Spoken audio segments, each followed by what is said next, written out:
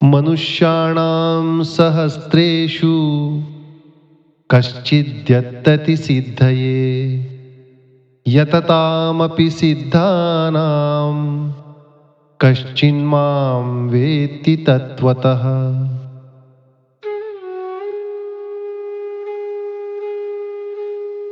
प्रभु कहते हैं, परंतु हजारों मनुष्यों में कोई ही मनुष्य मेरी प्राप्ति के लिए यत्न करता है, और उन यत्न करने वाले योगियों में भी कोई ही पुरुष मेरे परायण हुआ मेरे को तत्व से जानता है, अर्थात यथार्थ मर्म से जानता है। प्रभु की यात्रा सरल भी है और सर्वाधिक कठिन भी। सरल इसलिए कि जिसे पाना है उसे हमने सदा से पाया ही हुआ है, जिसे खोजना है उसे हमने वस्तुतः कभी खोया नहीं है। वह निरंतर ही हमारे भीतर मौजूद है, हमारी प्रत्येक श्वास में और हमारे हृदय की प्रत्येक धड़कन में। इसलिए सरल है प्रभु को पाना, क्योंकि प्रभु की तरफ से उस पर कोई भी बाधा नहीं है। इसे ठीक से ध्यान में ले लेंगे। प्रभु को पाना सरल है क्योंकि प्रभु सदा ही अवेलेबल है, सदा ही उपलब्ध है। लेकिन प्रभु को पाना कठिन बहुत है, क्योंकि आदमी सदा ही प्रभु की तरफ पीठ किए हुए खड़ा है। आदमी की तरफ से सारी कठिनाइयां हैं, प्रभु की तरफ से कोई भी कठिनाई नहीं है। उसके मंदिर के द्वार सदा ही खुले हैं, लेकिन हम उन मंदिरों के द्वारों की तरफ पीठ किए हैं। पीठ ही नहीं, पीठ करके भाग भी रहे हैं। भाग ही नहीं रहे हैं, अपना पूरा जीवन, अपनी पूरी शक्ति, अपनी पूरी सामर्थ्य किस भांति उस मंदिर से दूर निकल जाए इसमें लगा रहे हैं। यद्यपि हम निकल ना पाएंगे, हजारों हजारों जन्मों में दौड़कर भी उस मंदिर से हम दूर न जा पाएंगे।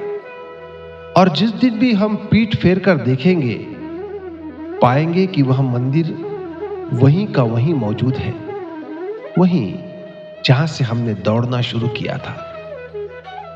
आदमी की तरफ से बहुत कठिनाइयां हैं।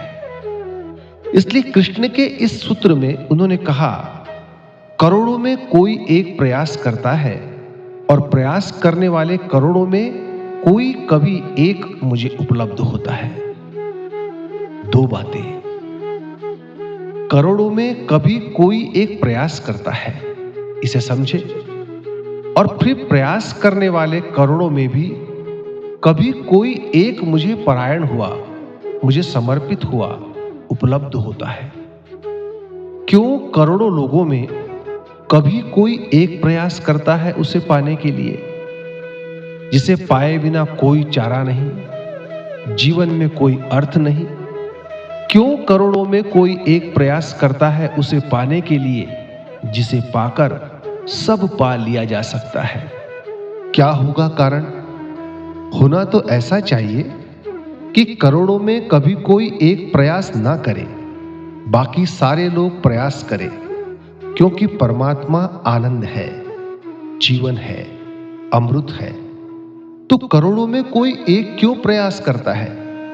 इसके कारण को थोड़ा ठीक से समझ लेना जरूरी है, क्योंकि वह उपयोगी है। सबसे पहला कारण तो यह है कि जो हमें मिला ही हुआ है उसे पाने के लिए हम क्यों कर चेष्टा करें। सागर की मछली जब कुछ खोजती होगी, सागर को कभी नहीं खोजती है। सागर की मछली सब खोजों पर निकलती होगी, लेकिन सागर की खोज पर कभी नहीं निकलती है। उसी में पैदा होती है, उसी में जीती है, बड़ी होती है, श्वास लेती है, उसी में समाप्त होती है। उसे पता भी नहीं चलता कि यह सागर है। मछली को भी सागर का तभी पता चलता है जब उसे सागर से बाहर निकालो। अगर मछली सागर के बाहर ना आए तो उसे कभी भी पता नहीं चलता कि सागर है। असल में सागर के साथ इतनी एक है कि पता भी कैसे चले। पता चलने के लिए दूरी चाहिए। तो मछली तो कभी कभी सागर के बाहर भी आ सकती है, आदमी तो परमात्मा के बाहर कभी नहीं आता है। मछली को तो कोई मछुआ कभी फांस भी लेता है जाल में, और सागर के तट पर भी तड़पने को छोड़ देता है। आदमी के लिए तो ऐसा कोई तट नहीं है जहां परमात्मा मौजूद ना हो। आदमी जहां भी जाए वहां परमात्मा मौजूद है। जो इतना ज्यादा मौजूद है उसकी हम फिक्र छोड़ देते हैं, उसका हमें ख्याल भूल जाता है। ध्यान रहे, हमारे ध्यान की जो धारा है वह जो गैर मौजूद है उसकी तरफ बहती है। जैसे आपका एक दांत टूट जाए तो जीभ उस दांत की तरफ चलने लगती है जो दांत मौजूद है, उनकी तरफ नहीं चलती। और भली बाती एक दफे पता लगा लिया कि टूट गया, खाली जगह छूट गई, फिर भी दिन भर जीभ वहीं दौड़ती रहती है जहां अभाव है। वहां हम खोजते हैं। जिसका अति भाव है, जो एकदम मौजूद है घना होकर, वहां हम नहीं खोजते। मन के गहरे नियमों में एक यह है कि जो हमें उपलब्ध है उसकी हम विचारणा छोड़ देते हैं, जो हमें उपलब्ध नहीं है उसकी हम खोज करते हैं, जो हमारे पास है उसे हम भूल जाते हैं, जो हमसे दूर है उसकी हम स्मृति से भर जाते हैं। जिसे हम खो देते हैं उसका पता चलता है, और जिसे हम कभी नहीं खोते उसका पता भी नहीं चलता।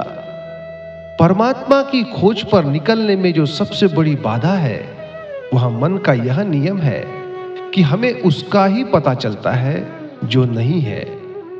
निगेटिव का पता चलता है, पॉजिटिव का पता नहीं चलता। टूट गया दांत तो पता चलता है, वह दांत 40 साल से आपके पास था, तब इस जीभ ने कभी उसकी फिक्र नहीं की। आज नहीं है तो उसकी तलाश है। मन निगेटिविटी, मन जो है नकार की तरफ दौड़ता है। वैसे ही जैसे पानी गड्ढों की तरफ दौड़ता है, ऐसा ही मन अभाव की तरफ, एब्सेंस की तरफ, जो नहीं है उसकी तरफ दौड़ता है। जो है उसकी तरफ मन नहीं दौड़ता।